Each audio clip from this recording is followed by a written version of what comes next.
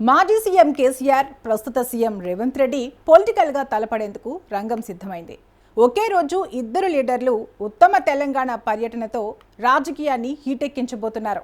గులాబీ బాస్ కేసీఆర్ సోమవారం 20న జగిత్యాలలో పర్యటించబోతున్నారు. బహిరంగ సభలో పాల్గొంటారు. చాలా కాలం తర్వాత కేసీఆర్ ఓ బహిరంగ సభలో పాల్గొంటుండటంతో సర్వత్రా ఆసక్తి నెలకొంది.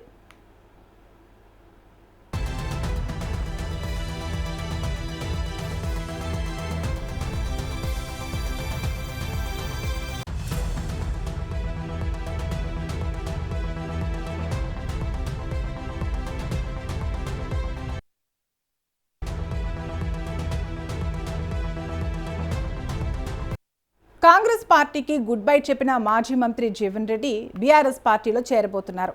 ఈ చేరిక కార్యక్రమం నేపథ్యంలో జగిత్యాలలో ఈ నెల 20న బహిరంగ సభ ఏర్పాటు చేశారు. గులాబీ బాస్ కేసీఆర్ ఈ సభకు హాజరై జీవన్ రెడ్డికి గులాబీ కండువా కప్పి పార్టీలో చేర్చుకోనున్నారు. దాదాపు ఏడాది తర్వాత కేసీఆర్ ఓ బహిరంగ సభలో పాల్గొంటుండటంతో బీఆర్ఎస్ శ్రేణుల్లో ఉత్సాహం నెలకొంది. గత ఏడాది ఏప్రిల్ 27న పార్టీ సిల్వర్ జూబ్లీ వేడుకల నేపథ్యంలో వరంగల్లో ఏర్పాటు చేసిన భారీ బహిరంగ సభలో పాల్గొన్న కేసీఆర్ మళ్లీ తరువాత ఎక్కడా సభలకు హాజరు కాలేదు. ఇప్పుడు జగిత్యాల సభకు హాజరవుతుండటంతో భారీగా ఏర్పాట్లు చేస్తున్నారు. కాంగ్రెస్ సర్కార్ పాలనకు సగం కాలం పూర్తయింది. దీంతో రేవంత్ ప్రభుత్వంపై కేసీఆర్ సంధించే విమర్శల బాణాలు ఎలా ఉండబోతున్నాయి? ముఖ్యంగా పార్టీ ఫిరాయింపులపై ఎలాంటి కామెంట్స్ చేయనున్నారని ఆసక్తి నెలకొంది.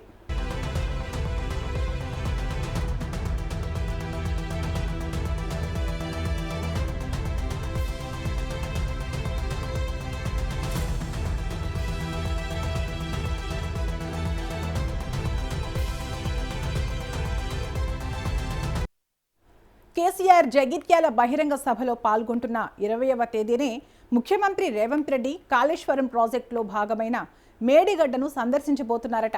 ఇదే ఇప్పుడు రాజకీయ వర్గాల్లో ఆసక్తికరమవుతోంది. కాళేశ్వరం ఎత్తిపోతల పథకానికి సంబంధించి ఇటీవల తెలంగాణ ప్రభుత్వం ఒక కీలక నిర్ణయం తీసుకుంది. మేడిగడ్డ, అన్నారం, సుందిళ్ల బ్యారేజీలలో ఏర్పడిన సమస్యలను పరిష్కరించి వాటిని తిరిగి వినియోగంలోకి తీసుకురావడానికి మరమ్మతులు చేపట్టాలని సీఎం అధికారులను ఆదేశించారు. ఈ నేపథ్యంలో స్వయంగా మేడిగడ్డ బ్యారేజీని పరిశీలించాలని రేవంత్ రెడ్డి నిర్ణయించుకున్నారని తెలుస్తోంది. ఈ నెల 20న ఇరిగేషన్ శాఖ మంత్రి ఉత్తమ్ కుమార్ రెడ్డితో కలిసి మేడిగడ్డ బ్యారేజీని సందర్శించి అక్కడి నుంచే అధికారులకు ఆదేశాలు జారీ చేయనున్నారట.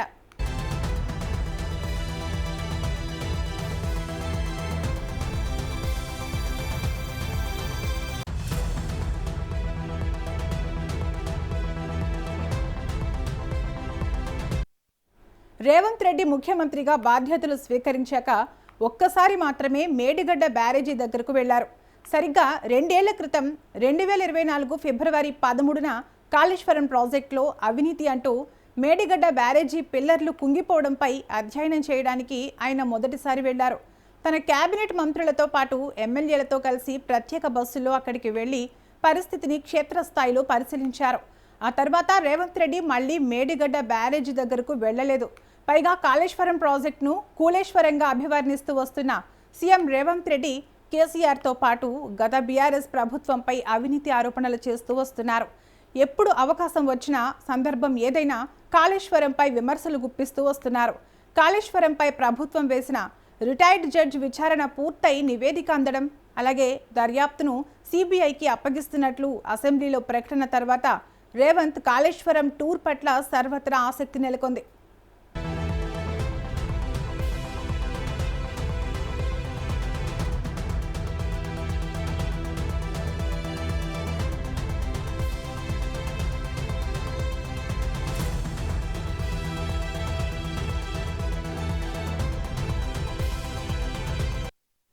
ఈ నెల 20న కేసీఆర్ జగిత్యాలలో బహిరంగ సభ నిర్వహించడం, అదే రోజు సీఎం రేవంత్ రెడ్డి మేడిగడ్డ బ్యారేజీని సందర్శించడం వెనుక బలమైన రాజకీయ వ్యూహం ఉందన్న చర్చ జరుగుతోంది.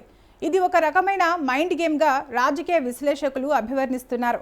కాంగ్రెస్కు రాజీనామా చేసిన జీవన్ రెడ్డి బీఆర్ఎస్లో చేరుతుండటంతో ఆ పార్టీకి ఇది కీలకమైన మలుపు. దీనికి పోటీగా సీఎం రేవంత్ రెడ్డి అదే రోజు పర్యటన పెట్టుకోవడం ద్వారా మీడియా ఫోకస్తో పాటు ప్రజల దృష్టి కేసీఆర్ వైపు ఉండకుండా తన వైపునకు తిప్పుకోవాలని కాంగ్రెస్ భావిస్తున్నారన్న టాక్ వినిపిస్తోంది. బీఆర్ఎస్ హయాంలో నిర్మాణమైన కాళేశ్వరం ప్రాజెక్టు వైఫల్యాలను, మేడిగడ్డ బ్యారేజీ కుంగుబాటును ప్రజలకు మరోసారి గుర్తు చేయడం రేవంత్ ప్రధాన ఉద్దేశంగా కనిపిస్తోంది. సభలో ప్రభుత్వంపై కేసీఆర్ చేసే విమర్శలకు కాళేశ్వరం వేదికగా అక్కడికక్కడే క్షేత్రస్థాయిలో ఉన్న లోపాలను చూపిస్తూ కౌంటర్ ఇవ్వాలనేది రేవంత్ రెడ్డి ఆలోచనని తెలుస్తోంది.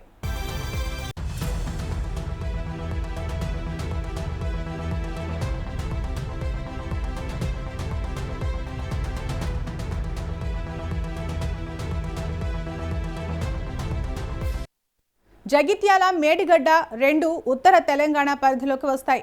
ఇక్కడ పట్టు నిరూపించుకోవడం రెండు పార్టీలకు చాలా కీలకం. అందుకే జగిత్యాల సభ ద్వారా కాంగ్రెస్ ప్రభుత్వం అభివృద్ధిని గాలి కుదిలేసిందని, కేవలం విచారణల పేరుతో కాలయాపన చేస్తోందని విమర్శించడం ద్వారా ప్రజా మద్దతును కూడగట్టాలని కేసీఆర్ ప్లాన్ చేస్తున్నారట. ఇదే సమయంలో గత బీఆర్ఎస్ పాలకుల తప్పులను సరిదిద్దుతున్నామనే సంకేతాన్ని అక్కడి ప్రజల్లోకి తీసుకెళ్లాలని రేవంత్ చూస్తున్నారట. కేసీఆర్ జగిత్యాల సభ ద్వారా వచ్చే మైలేజీని తగ్గించడానికి రేవంత్ రెడ్డి మేడిగడ్డ పర్యటనను, అక్కడ ఆయన చేసే ప్రసంగాన్ని వాడుకోనున్నారని తెలుస్తోంది. ఇది ఖచ్చితంగా తెలంగాణలో ప్రధాన ప్రతిపక్షం, అధికార పార్టీల మధ్య జరుగుతున్న రాజకీయ ఆధిపత్య పోరుగానే చూడాలంటున్నారు. మొత్తానికి ఉత్తర తెలంగాణ వేదికగా బడా నేతల మధ్య బిగ్ ఫైట్ చూడబోతున్నాం.